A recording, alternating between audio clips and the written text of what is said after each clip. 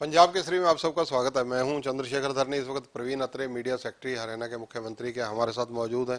बातचीत करेंगे। अत्रे साहब, स्वागत है पंजाब केसरी में। धन्यवाद धरनी जी, बहुत बहुत धन्यवाद आपका। राज्यसभा की अभी चुनावों की डेट तो फाइनल हुई नहीं, लेकिन कांग्रेस मैदान छोड़ती नजर आ रही है। देखिए, कांग्रेस फकत राजनीति, झूठ की राजनीति, ये कांग्रेस का व्यवहार है।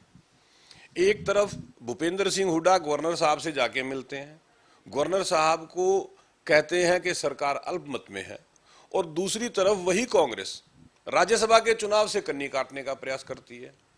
राज्यसभा के चुनाव से कन्नी इसलिए काट रहे हैं क्योंकि उनके पास नंबर नहीं है।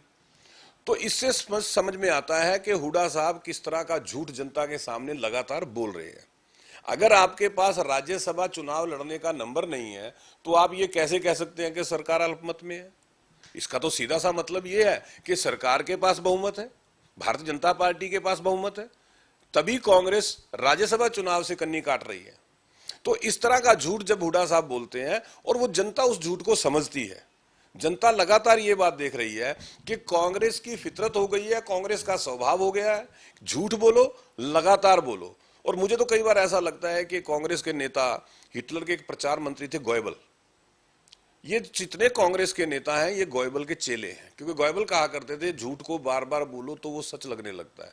और शायद राहुल गांधी से लेके दीपेंद्र हुड्डा तक सभी कांग्रेसियों ने इस बात को अडॉप्ट कर लिया कि झूठ बोलो और लगातार बोलो। आप कह रहे हैं कि बीजेपी को अल्पमत में बताकर गवर्नर से सरकार बर्खास्त करने की मांग कर रहे हैं और राज्यसभा चुनावों में लड़ नहीं रहे। यही बात मैं कह रहा हूं ना कि एक तरफ तो गवर्नर साहब को कहते हैं कि सरकार अल्पमत में है, दूसरी तरफ राज्यसभा चुनाव से कन्नी काटते हुए ये बता रहे हैं कि उनके पास नंबर नहीं है। तो सीधा मतलब है कि अगर विपक्ष के पास नंबर नहीं है तो नंबर किसके पास है? सरकार के पास, भारतीय जनता पार्टी के पास। और भारतीय जनता पार्टी के पास नंबर है तो मतलब भारतीय जनता पार्टी की सरकार बहुमत की सरकार है, यही मतलब है इसका। तो 14 या 16 जो विधायकों की बात कर रहे हैं वो इकट्ठे हो जाएं, उनको कांग्रेस समर्थन कर देगी, ये भी कहा हुड्डा साहब ने। हुड्डा साहब जानते हैं ना नोमन तेल होगा ना राधा नाचेगी, ना 14-16 इकट्ठे होंगे, ना कांग्रेस को समर्थन देने की जरूरत पड़ेगी। सबसे बड़ी बात तो यह है कि सबसे पहले भूपेंद्र सिंह हुड्डा, जो उनके पास 28 विधायक बचे हैं, उनको एक कागज पे हस्ताक्षर करवा के दिखाए। सबसे पहले भूपेंद्र सिंह हुड्डा अपने 28 विधायकों की परेड गवर्नर साहब के सामने करवा के दिखाए, तब तो समझ में आता है। हुड्डा साहब भी ये जानते हैं कि कांग्रेस में अलग अलग गुट है और अलग अलग विधायकों की अलग अलग गुट में आस्था है। किरण चौधरी, श्रुति चौधरी के बाद अब अगला नंबर किनका जो बीजेपी में आएंगे? देखिए, बहुत से कांग्रेस के वरिष्ठ नेता हमारे संपर्क में हैं। हमारे यहाँ एक पार्टी की एक रीति है, अगर कोई भारतीय जनता पार्टी ज्वाइन करना चाहता है, बाकायदा प्रदेश में एक कमेटी बनाई हुई है, 4 लोग उस कमेटी में हैं। वो कमेटी ये चीजें देखती है, उस नेता का बैकग्राउंड कैसा है, क्या उस नेता का भारतीय जनता पार्टी की विचारधारा के अंदर विश्वास है, क्या वो भारतीय जनता पार्टी की विचारधारा को अडॉप्ट करेगा, और जो माननीय मोदी जी ने आह्वान किया है, जो उनका विजन है, क्या वो उस विजन के साथ चलने के लायक है। ये सब चीजें देखते हुए फिर ये निर्णय लिया जाता है कि किसको पार्टी ज्वाइन करवाना है और किसको नहीं करवाना है। लेकिन लाइन में बहुत है। कांग्रेस बेरोजगारी को लेकर जैसे सोनीपत में आज प्रदर्शन कर रही है, नौकरियां बेचने के खुले आरोप लगा रही है, उदयवान जी हो, हुड्डा साहब हो। आपको ध्यान होगा, भूपेंद्र सिंह हुड्डा जब प्रदेश के मुख्यमंत्री थे, एचसीएस की भर्ती हुई थी। बाकायदा विपक्ष ने भर्ती की लिस्ट के आने से एक दिन पहले प्रेस कॉन्फ्रेंस करके लिस्ट जाहिर कर दी थी। लगभग 60 बच्चे ऐसे उस लिस्ट के अंदर विपक्ष ने दिखा दिए थे जो भूपेंद्र सिंह हुड्डा के नजदीकियों के बच्चे थे, मंत्रियों के बच्चे थे, विधायकों के बच्चे थे। तो नौकरी उस वक्त बिकती थी या आज बिकती है? भाई, हमारे सामने तो कांग्रेस समय के उदाहरण है, किस तरह से बंदर बांट होती थी।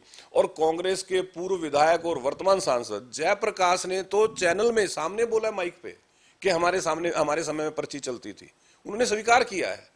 तो हुड्डा साहब के समय में नौकरियां बिकती थी, बंदर बांट होती थी।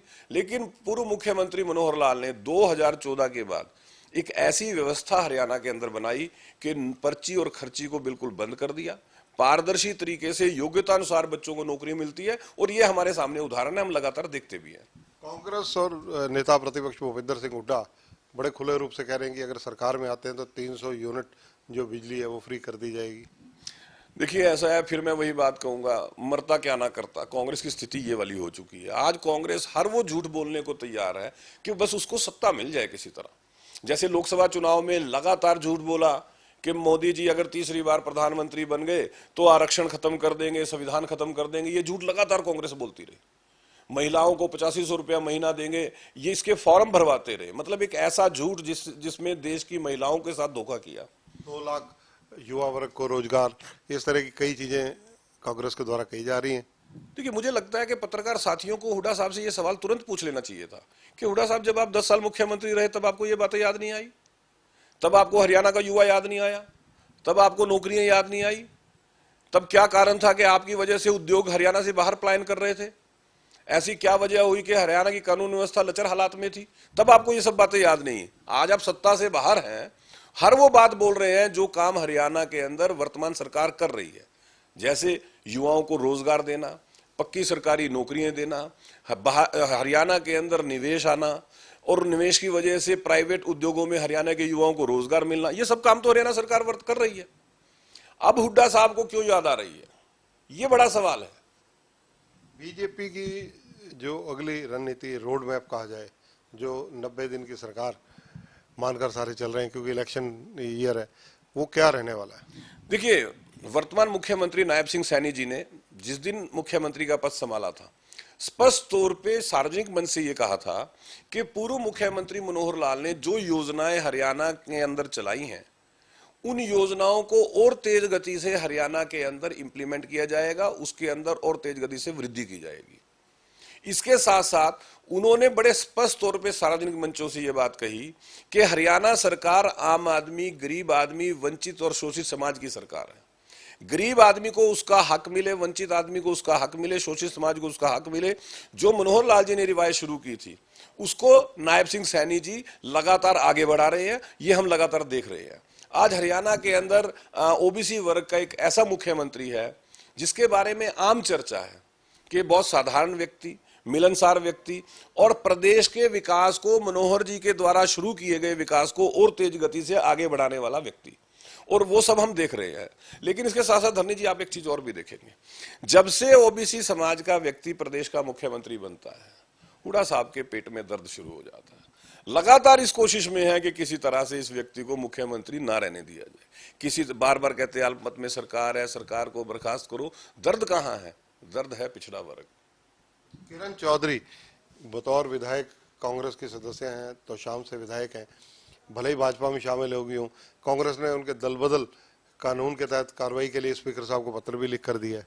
देखिए वो तो स्पीकर साहब का प्रेरोगेटिव है, उनका अधिकार है।